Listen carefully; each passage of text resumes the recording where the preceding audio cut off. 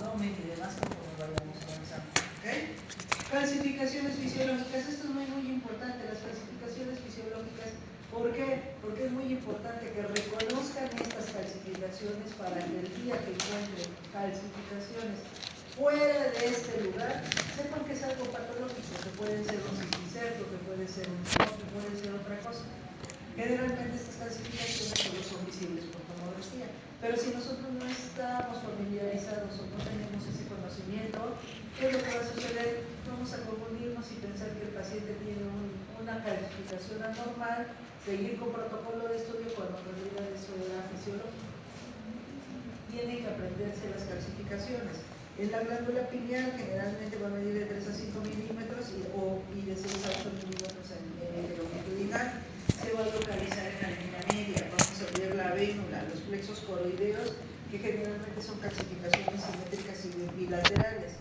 Calcificaciones de la dura madre, generalmente en la hoz del cerebelo, tentorio y la hoz del cerebro. Calcificaciones puntiformes en ganglios basales. Mínimamente y generalmente estas van a tenerlas en pacientes ya después de los 70 años, y las clasificaciones de los ganglios basales se puede asociar a datos de tendencia senil. ¿Okay? El ligamento petroclíneo, que va desde la silla turca a la punta de la pirámide petrosa, clasificaciones de la hipófisis y clasificaciones del cristalino. Clasificaciones del cristalino. ¿Cuál es la patología más frecuente o la causa más frecuente? Cataratas. ¿Okay? Tienen que identificar cuál es catarata y cuál es ya un lente intraocular. ¿Entran a abrir? No. ¿Por qué? Porque no hay llaves. ¿Y dónde nos dejas el paciente? Pero ¿para qué te los quitas? Le vamos a regalar como a los viejitos una liga para que los ¿por qué razón todos los abuelitos traen su liga colgada? Para que cuando se quiten los dientes queden aquí colgados y no van sufriendo que no te los dejaron. Amárrate la cara, aquí no está. Ok, glándula pineal, es esta clasificación, como dijimos, está en la línea media. ¿Vale? Esa es una clasificación de la glándula pineal. Vean su localización. Esta es la clasificación de la vénula, está arriba de la glándula pineal. Ay, el señalador, gracias. No quiere ver. No va a ser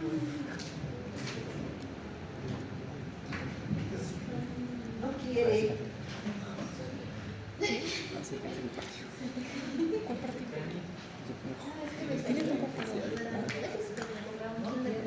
Nada, Ese es su super señalador.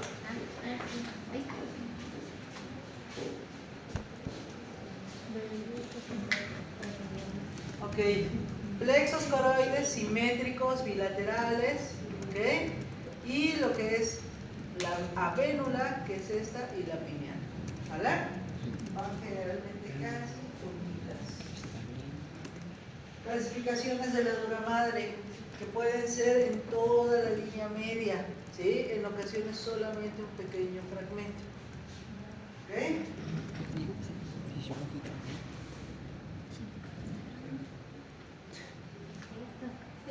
¿Ya? En efecto retardado, hay que conectarle y ponerle como 15 minutos antes para que se prepare. Ok, los ganglios basales en ocasiones solo son un pequeño puntilleo, pero en ocasiones ya cuando hay una calcificación más severa puede llegarse a ver así, ¿sí? Calcificaciones más gruesas, ¿ok? Esas son simétricas y generalmente se ven así en esa forma de puntilleo. El ligamento petroclinoideo, ¿ok? Se puede alcanzar a ver en una radiografía, pero normalmente se va a ver más en una proyección, en una reconstrucción, ¿sí? De cortes sagitales o en cortes sagitales de la tomografía. Calcificaciones de la glándula hipófisis, calcificaciones del cristalino. Vean cómo se ve diferente una catarata a un cristalino.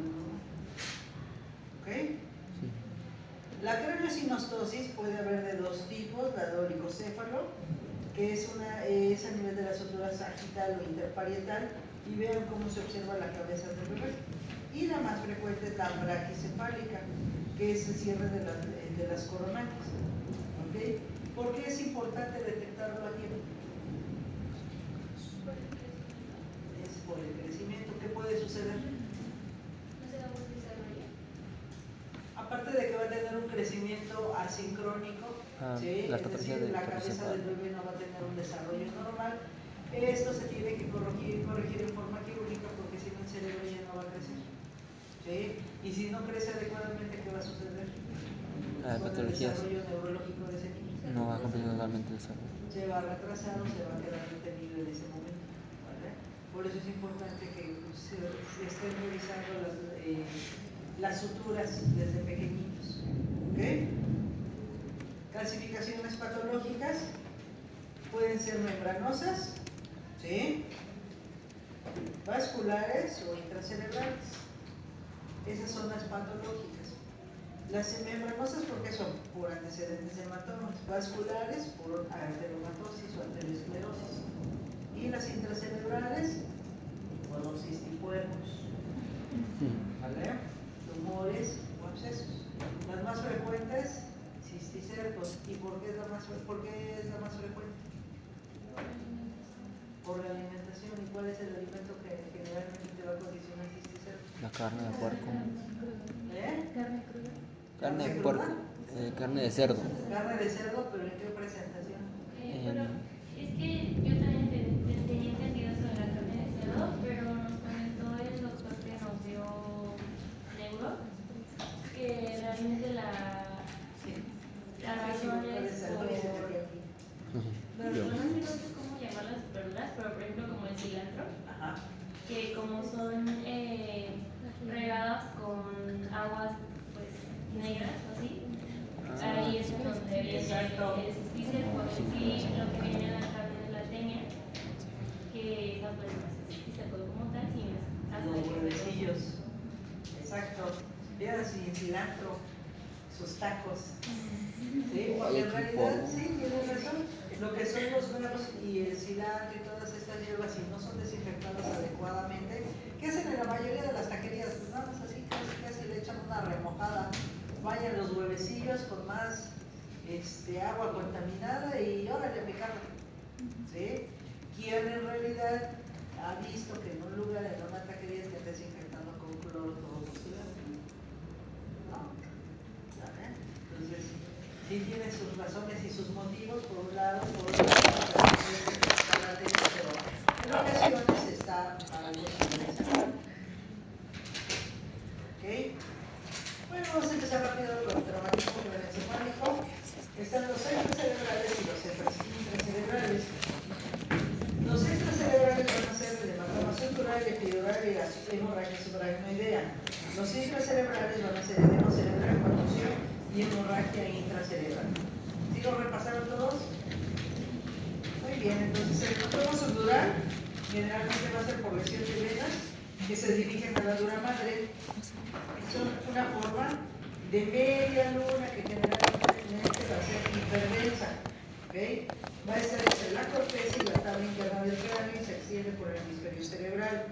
El tiempo de evolución es importante. ¿Por qué? Porque los agudos pueden ser hasta 3 días después, el superagudo del cuarto al día 15 y el crónico más de 15 días de evolución. Y eso lo vamos a ver en tomografía. ¿Por qué es importante este punto? Porque en ocasiones el paciente nos dice, para fines legales sobre todo, es que mi papá se cayó ayer se cayó, pero ¿qué creen? La evolución de la hemosiderina en la tomografía o en la resonancia magnética nos puede indicar el tiempo de evolución. Y en ocasiones a los pacientes los dejan ahí, ni siquiera se dieron cuenta que se cayó, o sea, se cayó ayer, no, a veces se cayó el paciente 2 días antes. ¿Sí? Hubo una paciente, por ejemplo, que llegó, ahí estuvo bien raro porque tenía muchas fracturas a nivel del cráneo. Ellos, quien la llegó a recoger, pensaban que había sido una caída por las escaleras porque estaba tirada en un charco de sangre a un lado de las escaleras. Pero en realidad, pues cuando es una caída de las escaleras, pues te imaginas que generalmente va a ser tener otro tipo de traumatismo. miembro torácico, miembro pélvico, ¿por qué? Porque rodó por las escaleras, se supone. Y la paciente tuvo múltiples traumatismos, como si la cabeza se hubiera ido azotando en múltiples ocasiones. ¿Sí? Aparte de que le encontraron como cerca de 2 días después, perdió conocimiento, nadie sabe por qué estaba sola, hasta que llegaron a buscar. Ese es el tipo de situaciones a donde para nosotros es importante ver el tipo de hematoma, porque eso nos puede hablar de la cronología biológica. ¿Okay? Si el paciente tiene menos de 3 días, efectivamente con su traumatismo, tiene de 4 a 15 días o ya tiene más de 15 días. Porque muchas veces el cuidador del familiar miente. No confíen en el cuidador ni en Todos mienten, dice Jao. familiares, porque en ocasiones los dejan abandonados en su casa y nadie les hace caso hasta que van a ver qué pasó. Y una vez a la semana. Y no es sorpresa motivo ese punto. ¿Ok? Bueno, ¿cómo lo vamos a ver? Vamos a ver, como dijimos, una imagen en forma de media luz. ¿Sí? Que en ocasiones va a condicionar, vean anatómicamente qué es lo que condiciona. Empieza a condicionar de un solo lado, ¿sí? Hasta que desplaza o inflama el resto del tejido desplazando la línea media. Eso es lo grave. ¿Sí? El problema no es un traumatismo como tal. ¿Quién vio Grey's Anatomy? Nadie es fan de no mientan. Tienen que decirme que son fans de Grey's Anatomy porque les voy a poner ejemplos de ahí. Soy más de Dr. House. Soy más de Dr. House. Quien es médico, creen que va a ser así los hospitales con todas esas herramientas. Pero a veces me gusta ponerles algunos ejemplos de ahí. ¿De qué se murió el doctor Shepard? Yo lloré mucho en ese capítulo. ¿De qué se murió? De un traumatismo craneoencefálico. ¿Qué fue lo que pasó? ¿Cuál era la solución? Trepanación. ¿Los agujeros de qué? Una trepanación. Exacto. Tendrían que haber quitado ese hematoma para descomprimir y evitar el desplazamiento de las estructuras anatómicas. Si nosotros no atendemos a ese paciente rápido, el edema cerebral, el tamaño del hematoma va a desplazar la línea media y esa línea media va a hacer un efecto de masa y comprimirse sobre la cisterna magna. ¿Y qué es lo que va a suceder? Va a herniarse, eso es una herniación. ¿Qué es una herniación? La salida de una estructura por un pequeño orificio. Y entonces el cerebro, el parénquima, se va a enclavar porque va a buscar una salida, porque está ese hematoma y ese edema cerebral haciendo el efecto de masa. ¿Sí? Esa es la solución. Por eso se tiene que atender con rapidez todos los traumatismos craneoencefálicos. Y en tomografía, como lo vemos, vamos a verlo así, exactamente, como una imagen de media luna. Vean, yo normalmente para poder determinar trazo una línea media, trazo una línea sobre la línea media y de donde debiera de estar la línea media tomo una medición hacia donde está desplazada para decir hay un desplazamiento de 2 centímetros o de 2.5 centímetros de la línea media. Y entonces eso tiene que apresurar al neurocirujano para atender rápido al paciente, dar medidas de descompresión y empezar a descomprimir. Eso generalmente no lo hacemos aquí, lo es en quirófano, no es como Grey's. En Grey's porque pues ahí empieza el taladro, pero aquí ni siquiera tenemos gases en nuestro país. ¿Ok?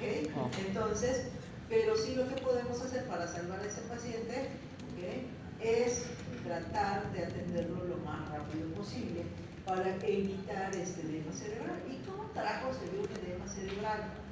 El edema cerebral se va a ver por la poca diferenciación de la sustancia gris y blanca, que en condiciones normales vean cómo se ve la sustancia gris y la sustancia blanca. ¿Sí? Vean, cuando hay edema cerebral se empieza a perder, hay un efecto de masa, hay poca diferenciación, ¿sí? Las suturas, ¿sí? Vean, las circunvoluciones, hay un borramiento de circunvolución.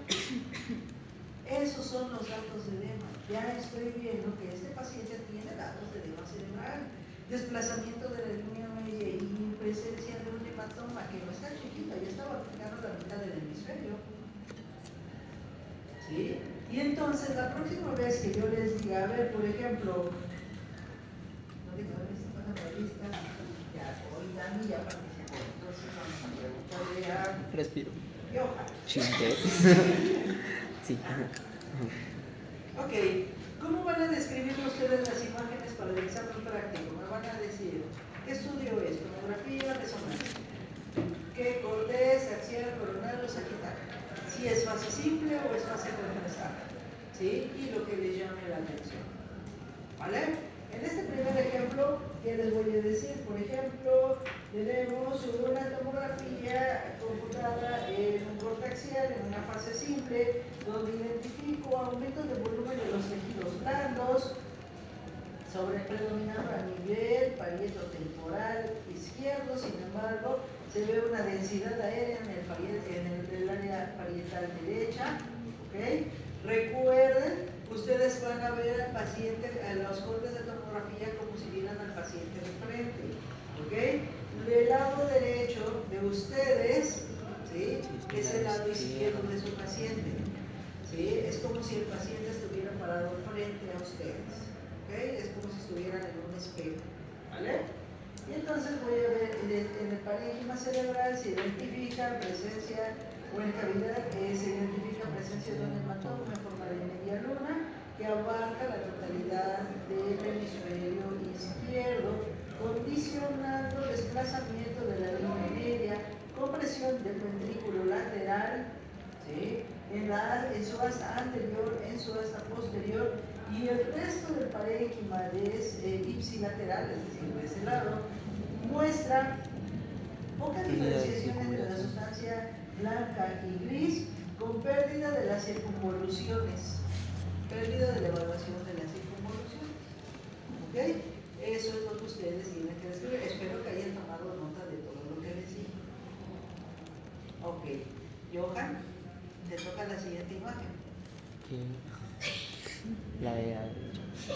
Ok, entonces es una tomografía de corte axial. Tomografía de corte axial. Porque eso preguntan los exámenes, ¿eh? Tomografía de corte axial, que es de fase simple.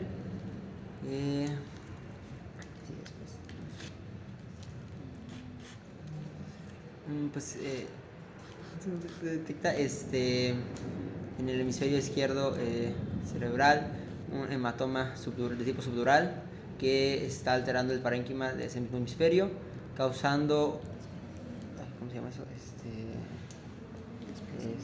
Desplazamiento del ventrículo lateral izquierdo, por lo tanto, ¿Desplazamiento? no desplazamiento, o sea, no es desplazamiento, Desplazamiento es que lo empuja. Ajá, pero aquí sería. Pero si Lo compresión. Exacto, lo comprime. Una compresión del ventrículo lateral izquierdo. Ah. Igual que en esta posterior, en esta anterior. ¿Tiene datos de edema cerebral? Sí. ¿Cómo se ve el dato de edema cerebral? La mayor ¿Cómo? ¿Perdón? Si se borran Las circunvoluciones. No, sí, pero. Borramiento de circunvoluciones. Y en pérdida esa. de la diferenciación. También de la sustancia gris y la sustancia blanca. De la sustancia blanca y la sustancia gris. ¿Vale?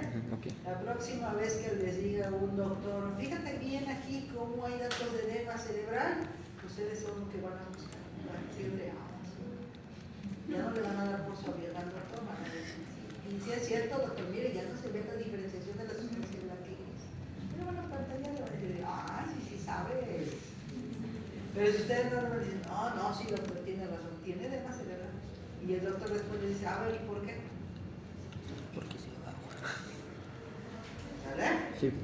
Eso es como lo más básico. A veces en la bibliografía refieren más datos, pero eso es, si ustedes me reconocen esas características, ¿sí? Ya estamos del otro lado. Ahora, ¿un edema cerebral me puede comprimir los ventrículos? ¿Por sí solo? No, tiene que ser el parénquima. Por eso, pero el edema cerebral en el parénquima, ¿me puede comprimir por sí solo los ventrículos? No. Sí. ¿Qué sucede en el edema cerebral? Hay mayor retención de líquidos, está hinchado, aumenta, y entonces, si no tiene a dónde irse, a dónde expandirse, ¿qué sucede? Sí, comprimen. Sí. Y ese edema cerebral es razón suficiente para que también tengan que hacer maniobras descompresivas del cerebro. Incluso hay pacientes que les quitan un pedazo del cráneo, que lo guardan a nivel del peritoneo, les hacen ahí una bolsita para guardarlo, mantenerlo, no lo guardan y dicen, vamos a ponerlo aquí porque ese es el del paciente. No, lo guardan con el mismo paciente, ¿sí? Hasta que ya no hay datos de alto edema cerebral y sea posible colocar como tal, ver si es posible y en buena ahí el tejido óseo, si no hubo ninguna alteración, no tengan que ponerle alguna placa. ¿Vale? ¿Qué pasa con el hematoma epidural? Va a ser una colección entre la tabla interna y la dura madre, puede generalmente ser secundaria una fractura. La arteria más frecuentemente lesionada es la meninge media y el lóbulo más afectado va a ser el temporal. Generalmente esta imagen es de lente biconvexa. ¿Okay? ¿La otra qué forma tiene? ¿Se llama? Subdural. Subdural, media luna, venosa. ¿Sale? Epidural, lente biconvexo, arterial. ¿Sí? Sí. ¿O estudiaron mucho? Sí, ¿verdad? Quiero pensar que fue que estudiaron mucho, por eso me dicen al cabo que sí. ¿O no? Entonces, epidural, arterial, forma de lente biconvexo. ¿Ok? ¿Y qué más? ¿Qué otra característica mencionamos? Que Más frecuente en temporal. ¿Ok? ok. Y su participación de yoga.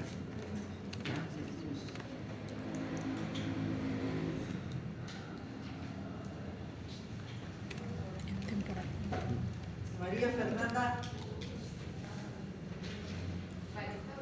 La primera.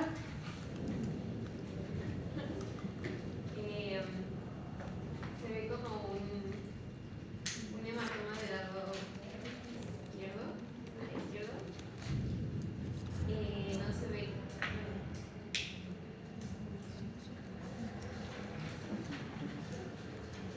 ¿Podemos ir ayudando? No hay edema. No, todavía no hay edema. El edema realmente lo vemos a partir de cierto tiempo. Si nosotros vemos que todavía no hay edema, pero hay un hematoma, es que reciente el problema. ¿Sí? Era lo que decían que los primeros días, creo que era hasta. A ver si vamos a ver la cronicidad del hematoma. ¿Ok? ¿Qué características tienen los hematomas ya crónicos? ¿Vale? Generalmente, les voy a adelantar pues. Cuando yo lo veo muy hiperdenso, es un hematoma agudo. Cuando se empieza a ver discretamente hipodenso, es un hematoma subagudo de 4 a 15 días. Y un hematoma crónico es cuando ya se empieza a diferenciar lo que es la parte sólida de lo líquido. ¿Alguien ha visto cuando centrifugan una muestra aquí de técnicos laboratoristas? ¿Quién fue el técnico laboratorista? Cuando centrifugan una muestra se separa lo que es el plasma, las células del plasma, ¿sí? Y es lo que sucede en todos los hematomas. Las células forman un componente sólido y el resto, que sería el plasma, forman un componente líquido. Y eso me habla de la cronicidad.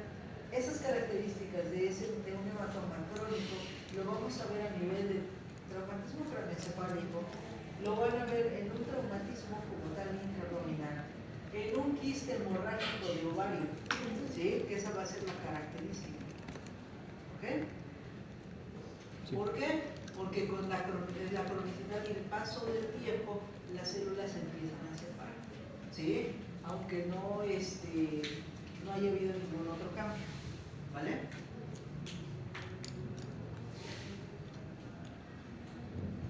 Miliani, Naomi, la segunda.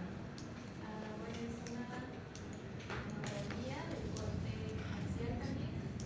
Es simple. Ajá. Se puede observar un hematoma epidural del lado derecho. Se ve hiperdenso, por lo que puede ser agudo. No hay una diferenciación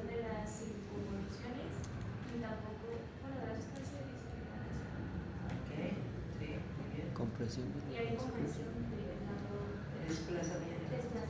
Porque ahí dice Desplazamiento de la línea media y compresión de los ventrículos, ¿no? ¿qué estructura? De los ventrículos. ¿Cómo se llaman ahí? No, gracias. ¿Cómo? Sí, eso. Ya te está diciendo Mauricio, ya atrás, ventrículo. El ventrículo lateral. ¿Verdad? ¿No dijiste nada? Hasta que le digo con los ventrículos. No, es que un complemento. No está Está comprimido. bien, participe. Pero está. Ok. Sale, ¿Dudas hasta aquí? no.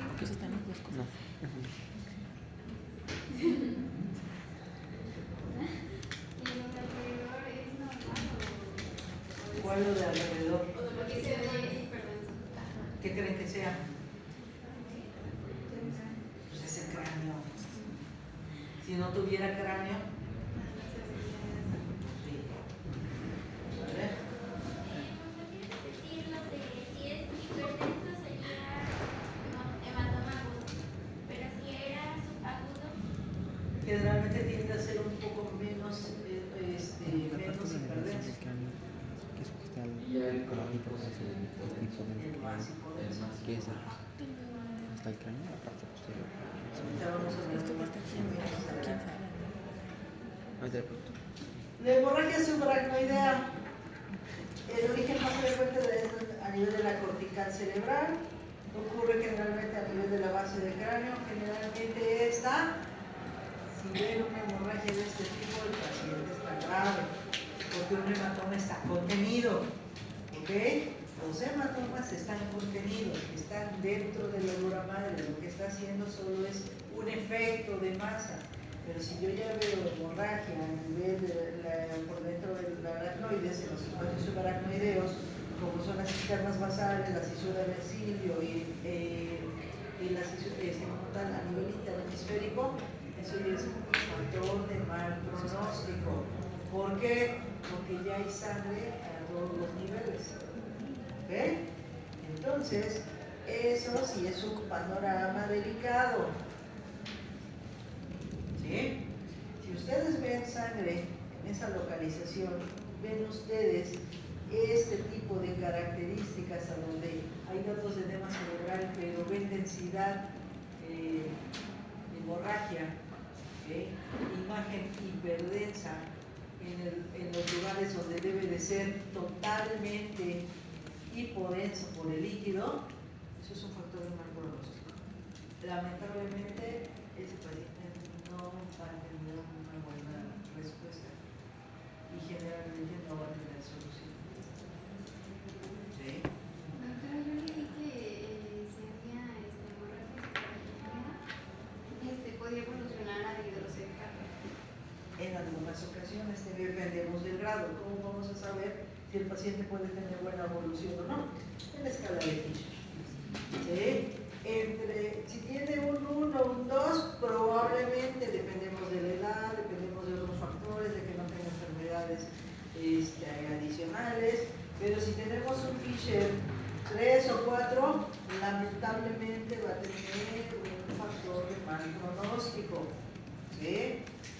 ¿Se puede salvar? Pues sí, pero días hospitalarios debemos de tener muy buena respuesta al tratamiento, porque aquí no depende de que si el médico es bueno o no, sino dependemos del paciente, que tenga buena respuesta, que no tenga ningún otro factor, ¿sí? Que no tenga complicaciones durante la evolución. A veces los pacientes nos sorprenden, uno cree que no les va a ir bien y resulta que les va muy muy bien. Hace un tiempo nosotros vimos aquí en Río una tomografía de una paciente joven de como 46 años, la saltaron enfrente de su casa, le quisieron quitar la camioneta y ella se resistió, le dispararon en la cabeza, se ve el proyectil. Yo pensé que no le iba a librar y no sé cuántos días estuvo, sí salió adelante la paciente. Neurológicamente cómo quedó, sí no sabía decirles, pero dije que bueno, que en general la estancia hospitalaria que se pagó fue lo que equivalía a casi 3 camionetas de la que le iban a quitar. Alma no cachamos, pero si en algún momento ustedes están en esa situación, ven el celular, ven el carro, ven todo, porque a veces el punto no sabemos cómo vamos, cuál va a ser la situación. y lo material, aunque te duela mucho, pues ni modo, luego lo recuperas o con el paso del tiempo. Pero y esa paciente tuvo buena respuesta y le fue muy bien, pero ¿y si no? ¿Eh? Entonces, a veces uno cree, estoy joven, no creo que se atreva a dispararme. No sabemos qué es lo que está pasando por la cabeza de esas personas. ¿Sí? Así que más vale, mejor cuidarse. ¿Vale? Entonces, la escala de Fisher nos va a orientar. ¿Sí? Generalmente les repito 1 y 2, esos son los que salen más fácilmente de la. ¿Qué pasó? No, es una pequeña duda. La escala de Fisher, en esa escala, es que yo tenía otra que se llama escala de Fisher modificada, pero es básicamente lo mismo, ¿no? Así es. Ok. Hemorragia en el parénquima. Generalmente estos van a ser por contusiones cerebrales, después de un traumatismo. Puede ser, está presente en los lóbulos frontales inferiores y los lóbulos temporales inferiores. Se van a encontrar áreas de alta atenuación y muy hiperdensas a nivel del parénquima. En estos casos, vean cómo la hemorragia intraparenquimatosa, como su nombre lo dice, va a estar dentro del parénquima.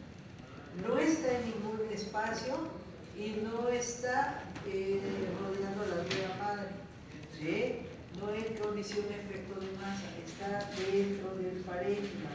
Generalmente este tipo de lesiones, ¿sí? Podemos encontrarla con traumatismo craneoencefálico. Ahora, antes de que se me olvide, este tipo de hemorragias puede ser por un aneurisma roto. Sí, puede ser por un aneurisma. Por eso se van todos, en la hemorragia subaracnoidea se van todos los espacios de ese contenido sanguíneo. Y por eso es el factor del mal pronóstico, por la factura del paso. Okay. Ahora, lesiones cerebrales. Las lesiones cerebrales, generalmente con un traumatismo, se enlentece el flujo capilar, condiciona retención del ácido láctico, aumento del líquido extracelular, y esa es la razón por la que empezamos con edema cerebral. Se va a mencionar como una imagen hiperdensa con pérdida de la diferenciación de la sustancia gris y blanca y borramiento de surcos y circunvoluciones, lo que ya habíamos mencionado. Característica, poca diferenciación entre la sustancia gris y blanca dependiendo del tiempo de evolución, un borramiento de surcos y circunvoluciones. Datos de edema cerebral puede tener el paciente aunque no tenga una hemorragia, sí lo puede tener. ¿Un tumor nos puede dar edema cerebral? Sí. ¿Sí o no? ¿Qué opinan? ¿Sí, no? ¿Por qué? Sí, ¿no? Sí, porque pues al ser una masa obstruye y puede ahí no solamente el edema cerebral va a ser por un traumatismo, el edema cerebral también va a ser por una lesión, por una contusión cerebral.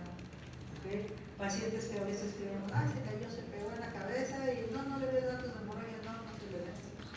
Pero resulta que sí tiene datos de edema cerebral.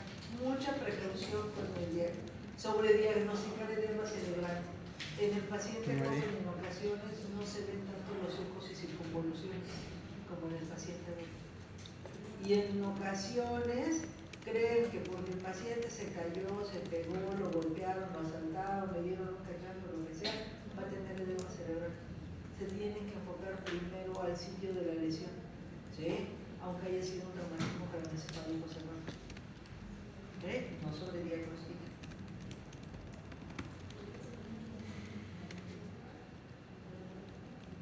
Bueno, ahí están ejemplos de las 4 lesiones que acabamos de ver. ¿Sí? Aquí vemos como tal datos de una hemorragia de qué tipo. Subaracnoidea. ¿Cómo? Subaracnoidea. ¿Seguros? Sí. Muy bien. ¿Y aquí? Hematoma subdural. Subdural, ¿por qué? Por la forma de media luna. Tiene forma de media luna. Y en esta, Epidural, hematoma. epidural, ¿por qué? ¿Cómo? Tiene forma de lente biconvexo. ¿Y aquí? Una hemorragia del parénquima. ¿Del parénquima? No es Sí, ¿no? Hemorragia intraparenquimatosa. ¿Seguro? ¿Por qué? Se encuentra hipertensión en los ventrículos, Está dentro de los ventrículos. pero también Exacto, muy bien. ¿Quién dijo subaracnoidea? Muy bien. Exacto. En ocasiones llega a ser tan intenso el sangrado que puedes encontrar hemorragia interventricular. Como vimos, bueno, ella se dio cuenta que también había a nivel de los otros espacios. Muy bien, ¿cómo te llamas? ¿Eh? Ingrid. ¿por qué es subaracnoidea? No, ¿Dudas hasta aquí? ¿Seguros? Bueno, yo sí. ¿Por qué es subaracnoideo el último? Veo que tienes intensidad Ajá. hemorrágica y por continuidad también en ocasiones. Recuerda que la hemorragia subaracnoidea va a ir a todos los espacios, Ok. incluyendo los ventrículos. ¿Vale? Sí. La próxima vez ya van a saber en el traumatismo craneoencefálico distinguir. ¿Está difícil la radiología? ¿Sí? Más o menos. ¿Por qué? Ay, bueno. ¿A quién se le ha hecho difícil hasta ahorita? Ahorita no. ¿Quién más? Hazle la mano bien sin miedo. ¿Sí se les ha hecho muy complicado? ¿Qué es lo que se te ha hecho complicado? No es complicado como tal, pero siento como que cada cosita es muy específica. Entonces me confundo. Y que creen, aparte de eso, cada cosita que es específica, a veces necesitamos datos clínicos, porque si no, podemos tener 2 o 3 diagnósticos a la vez. ¿Quién dijo? Ese de como... Puede interpretar igual. ¿Cómo te llamas? Alexandra, ¿qué es derecho difícil? Bueno, el último para diferenciarlo de hemorragia subaracnoidea. Bueno, pero ya le entendí cuando le explico. ¿Quién más? ¿Cómo te llamas? Liliana. Liliana. ¿Y aquí a quién más se le hizo difícil? ¿A ti por qué es derecho difícil? Igual identificar las características de la imagen. ¿Ya vieron por qué tienen que hacer un mapa comparativo? Traumatismo craneoencefálico, qué características tiene y en tomografía. Imagen del lente biconvexo, imagen de media luna, presencia de densidad, hiperdensidad en todos los espacios, hemorragia intraparenquimatosa, presencia de densidad hemática dentro del parénquima, características de un edema cerebral, pérdida de las circunvoluciones, poca diferenciación de la sustancia blanca y gris. ¿Qué más? Si se dan cuenta, no está complicado. ¿Sí? Y es mucho de imágenes. Póngale imagen, por eso les dije, hagan su dibujito, pónganle su recorte. ¿Por qué? Porque esos son los puntos clave. ¿Sí? Si se dan cuenta, no les estoy dando mucha información. No. Solo les estoy poniendo los puntos clave para que ustedes analicen. ¿Sí? Todos estos son pacientes que se pegaron en la cabezota. Por accidente automovilístico, por caída de escaleras, ok, todo. ¿Sí? Le hacen una radiografía y a lo mejor la radiografía es negativa, pero el paciente tiene clínicamente datos. ¿Sí? De dolor, presencia de un hematoma subclavial. ¿Cuál es el hematoma subclavial? ¿El qué? ¿Cuál es un hematoma subclavial? No me acuerdo. ¿Cómo se le llama vulgarmente al hematoma subclavial? El chipote. Muy bien, el chipote. Para que hable con propiedad y no le digan, señora, ¿por qué no tiene su hijo solo por el chipote? No, sí señora, tiene un hematoma subclavial. Le vamos a dar esta pomadita que le va a corregir el hematoma subclavial, son 500 pesos. Y le dicen, la traigo por un chipote. ¿Y cómo me va a cobrar 500 por decirme que tiene un chipote si eso yo ya lo sé? Me entendí. Medios físicos, señora. ¿Cómo medios físicos? ¿Va a alternar? Por favor, póngale agüita caliente lo más que tolere para ir desinflamando. Son medios físicos. Pues sí, la señora ya sabe que le iba a poner momentitos de agua caliente al hijo para que se le bajara el chipote. Incluso algunos le iban a poner bajo. Bien, póngale esta cremita, por favor. Tratamiento local. Y si les da mucho dolor, le vamos a dar un analgésico vía oral. Y me lo traía a revisión en unos 2 días para ver cómo vamos. ¿Se dan cuenta? Es lo mismo, pero ahora le van a hablar con propiedad. Mi hematoma sublabial, todos los chipotes. Le tengo que decir a la señora que tiene un hematoma sublabial. No le voy a hablar de chipote. ¿Ver? Sí. La próxima vez que vean una toma, van a decir aumento de volumen por presencia de hematoma subgaleal frontoparietal derecho. Para que apantallen a los doctores cuando les pregunten en clínica. No recuerden que ya van a ir a la clínica y entonces allá sí les van a preguntar. Y el modo en que ustedes se expresen va a cambiar mucho para que los consideren. ¿Sí? Eso es muy importante. Términos médicos. Identificación de estructuras. ¿Sí? Apréndanse bien, recuerden bien cuáles son los lóbulos para que ustedes puedan ahí mencionar. Respuestas cortas, no sean choro. Si son choros, solamente van a demostrar que están confundidos y que están poniendo a trabajar a la ardilla. Pero si ustedes dan respuestas cortas, concisas y precisas, eso habla mejor de ustedes. ¿Por qué dices que tiene edema cerebral? Porque mire, no hay una buena diferenciación de la sustancia blanca con gris y hay datos de pérdida de la visualización de la circunvolución. Y esto se acabó. Ya, me dije que tiene edema cerebral. Y está predominantemente aquí en el hemisferio derecho, no en el hemisferio izquierdo.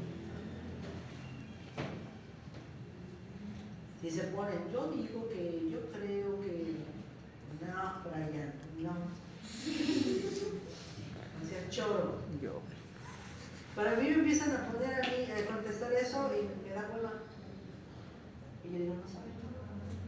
Pero si van al grano rápido, digo, sí. A ver, ahora explícamelo bien. ¿Vale? Sí. Recuerden que a veces los médicos ya somos desesperados y a veces creemos que ustedes van más rápido. ¿Por qué? Porque ya tienen más acceso a la información. ¿Sí? Sí. Bueno, vamos a ver lo de la isquemia. Enfermedad vascular cerebral, el 80% son isquémicos, 15 al 20% son hemorrágicos y solo un 5% son trombóticos. Salud.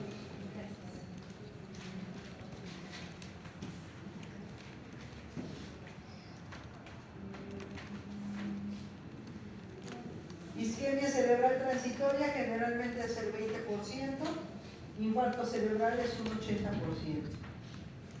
¿Ok? Sí. Hemorragia cerebral es del 10 al 15% y hemorragia subaracnoidea del 5 al 7%. Para tener pacientes con infarto cerebral normalmente tenemos aterosclerosis de grandes vasos, enfermedades de pequeños vasos, cardioembolismo, otras causas o indeterminado. Generalmente se va a dar por una oclusión de un vaso sanguíneo y la más frecuente, ya dijimos, va a ser isquemia, que no es más que una embolia. Ocluye un vaso sanguíneo, disminuye la circulación y entonces empieza a haber muerte de algunas células.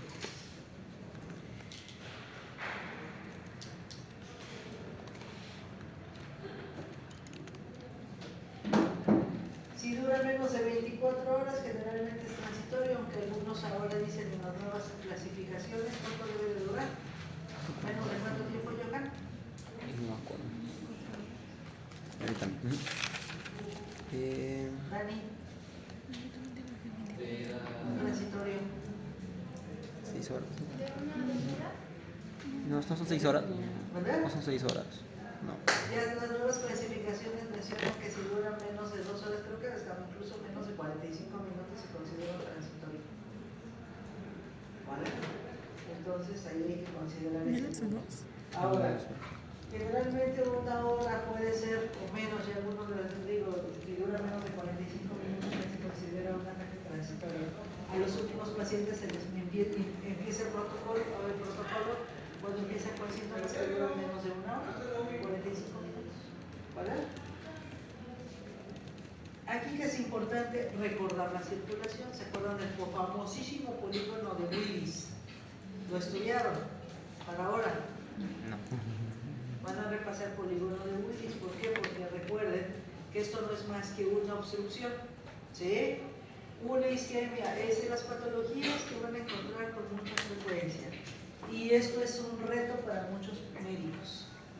Clínicamente, yo les dije, no les voy a venir a hablar aquí de datos clínicos.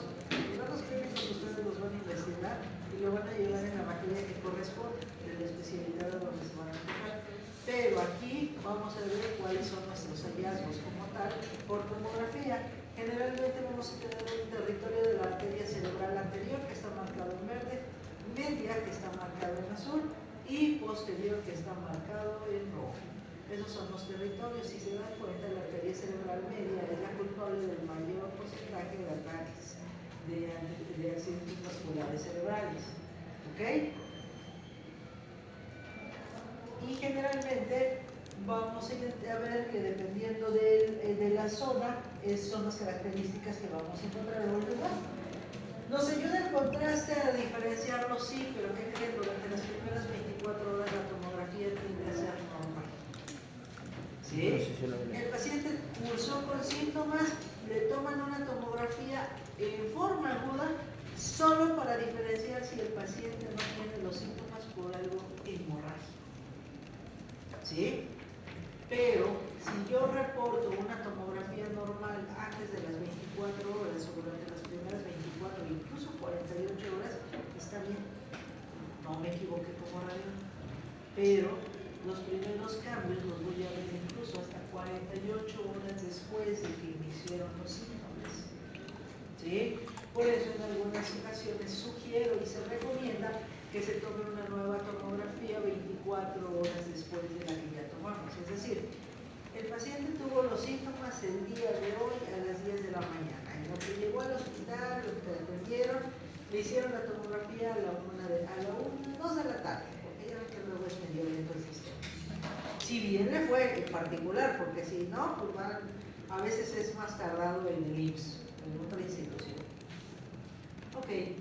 Tenemos de las 10 de la mañana a las 2 de la tarde que tomamos la tomografía y puede ser que el paciente ya haya estado clínicamente mejor o se ha mantenido estable. Tomamos la primera tomografía para poder diferenciar si lo que el paciente tuvo fue hemorrágico o isquémico. ¿Sí? Ya que tenemos la primera tomografía y revisamos que todo está dentro de lo normal, ¿sale? ¿Qué hacemos?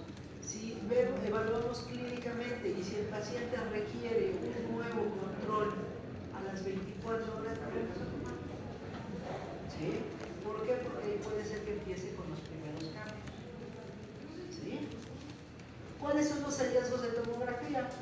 Vamos a ver una hipoatenuación por el edema. ¿Qué características entonces va a tener? Borramiento de surcos, efecto de masa. ¿Okay? En algunos pacientes vamos a ver un signo que se llama signo del vaso hiperdenso, ¿sí? Que podremos mencionar que puede referirse a un trombo, que es el trombo que estuvo causando la obstrucción, y eso es generalmente a nivel de la arteria cerebral media, o el signo de la cinta insular con un oscurecimiento del núcleo lentiforme causado por el edema. Y a todo esto, ¿cómo se ve? Tal, vamos a ver, dijimos una zona de hipodensidad. ¿Okay? Esos cambios normalmente ya los vamos a ver en una etapa un poco más subaguda, ¿sí? Después de 24, 48 horas incluso. Este es el signo de hiperdensidad del vaso. ¿Sí? Si se dan cuenta, si no se ve simétrico, se ve ahí más hiperdenso ese vaso. Obviamente no me refiero a que ustedes vean, aquí está el vaso hiperdenso, porque en ocasiones pues ya tienen que tener muy afinados los datos, la vista, para poderlo identificar. Pero de eso modo, ¿qué es lo que necesito que ustedes identifiquen? Es, ok, se ve de características normales esa tomografía, sin embargo vamos a esperarnos a la evolución y si es necesario repetir. ¿Por qué les momento esto porque ustedes como médicos van a tener que decir al paciente y al familiar. En este momento la tomografía es normal, pero en ocasiones, 24 horas después empieza a darnos cambios de tomografía, por lo cual va a ser necesario repetirlo. ¿Sí? Porque en este momento es normal, pero necesitamos evaluar su evolución. ¿Ok? Es importante que ustedes como médico de primer contacto sepan qué se tiene que hacer, y tienen que informarle al familiar o al paciente. ¿Sí? Porque si en algún momento ellos piden alta voluntaria, ustedes dejaron una indicación de que van a solicitar un nuevo control. Si a ese paciente piden el alta y se va, ¿ok? Pero ustedes dejaron anotado, no van a tener problema. Pero si ustedes no anotan su nota ahí, que le dijeron al paciente y que le informaron que iban a requerir una nueva tomografía, y el paciente pide el alta y el paciente dice: a mí no me dijeron, y ustedes no lo pusieron por escrito, adiós, van a hacer los controles. ¿Sí? Aunque el paciente haya dicho exacta voluntaria, sí, pero la responsabilidad de ustedes, que son los que conocen, era decirle al paciente lo que estaba sucediendo, lo que ya podía suceder. Sí, se le informó. ¿Usted le informó, doctor? Sí. ¿Usted le informó, doctor? Sí, le informé y le dije que no hago control. Es más, ahí en mi nota le puse, se le informa al familiar y al paciente. Recuerden que todo debe ir por escrito, no es nada más de que sí se lo dije, se lo juro que no, todo tenga la evidencia. ¿Sí? Se le dan datos de alarma. ¿Sí han visto que últimamente en las notas de evolución dice se le dan signos de alarma, se le dan datos de alarma, se le sugiere regresar si se presenta tal síntoma? Porque no es suficiente para salvarnos. ¿Sí? Yo también tengo que poner. ¿Ustedes creen que es gratis poner correlacionar con los datos clínicos? Si ustedes como médicos no nos envían información, podemos hacer protocolos generales. Pero si ustedes nos dan información de qué es lo que buscan, qué es lo que necesitan, pues vamos más direccionando nuestro estudio y nuestra interpretación a lo que requieren. ¿Vale? Ahora, generalmente una isquemia puede dar lugar a un núcleo, que es el tejido central infartado, rodeado por edema. La región del tejido recuperable se llama penumbra. Se va a tener un núcleo y va a rodearse de una penumbra. Si yo le doy terapia antitrombótica o le doy terapia antitrombótica a mi paciente en urgencias, ¿sí? ¿Qué es lo que va a suceder? Esa zona de penumbra se puede recuperar. ¿Okay? Y dependiendo de la afectación y de la zona que tengamos ese problema, puede ser que nuestro paciente se recupere sin mayor inconveniente o que tenga afectación en una área del lenguaje, dependiendo de lo que haya sido la zona de esta. ¿Ok? Sí.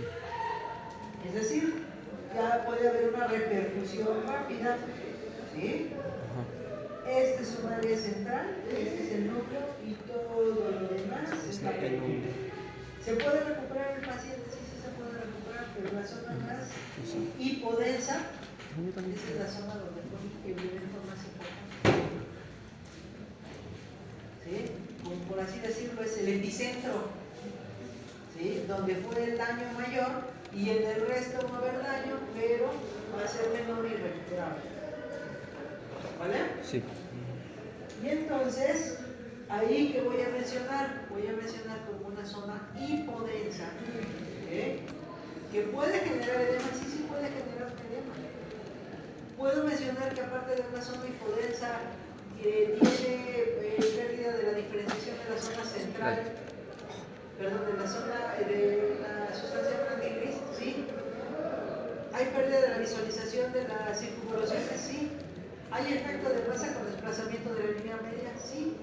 Hay compresión del ventrículo lateral, del anasta anterior, sí, y también de la posterior. ¿Ok? Entonces todo lo que yo encuentre sí lo puedo mencionar y lo tengo que decir. ¿Okay? Aunque yo diga, tiene una zona de mayor hipodensidad a nivel o en el territorio de la arteria cerebral. ¿Okay? Puedo mencionar ahí, afecta el lóbulo occipital, no, porque en ese corte todavía no lo vemos, pero sí vemos el corte temporoparietale. que está afectando el 80% del hemisferio. ¿Sí lo Sí. pueden decir? Si en ese momento no se acuerdan cuáles son los lóbulos, puedo decir, oiga, es que sí, doctor, está afectando el 80% del hemisferio. Te van a tapar que no se acuerdan de qué lóbulos están afectados, pero que sí está afectando el 80%. Claro que si es al revés, si tienen un 20% afectado, tienen que decir qué lóbulo es. ¿Ok? Sí. Y entonces, ahí ve. La segunda imagen, por favor. La segunda imagen es una tomografía simple en contrastada, donde se observa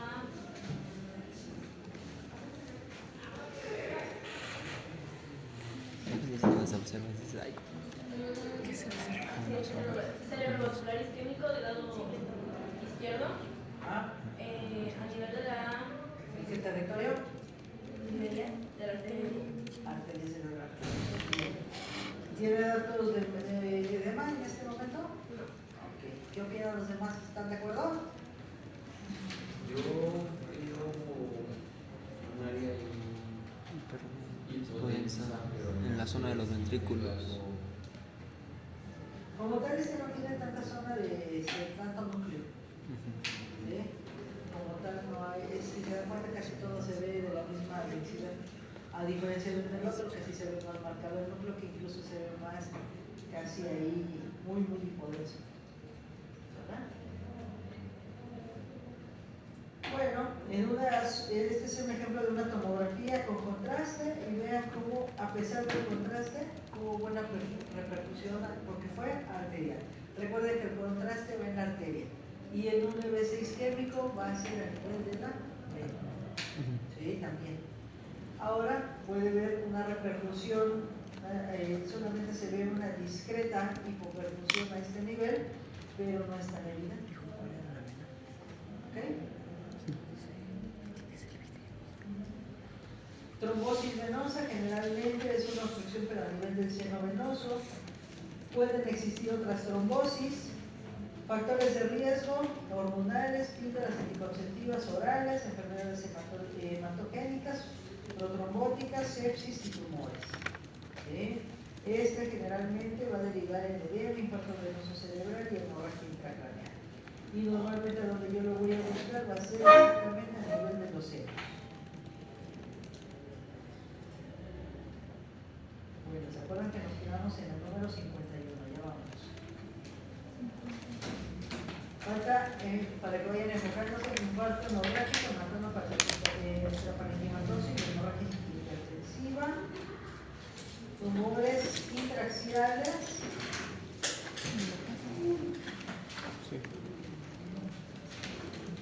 tumores extraaxiales, enfermedades atróficas como atrofia, clasificación por su extensión y listo, ¿vale? Y para la próxima clase vamos a ver lo que es un poco de órbita y senos paranasales. Órbita, senos paranasales para la próxima clase.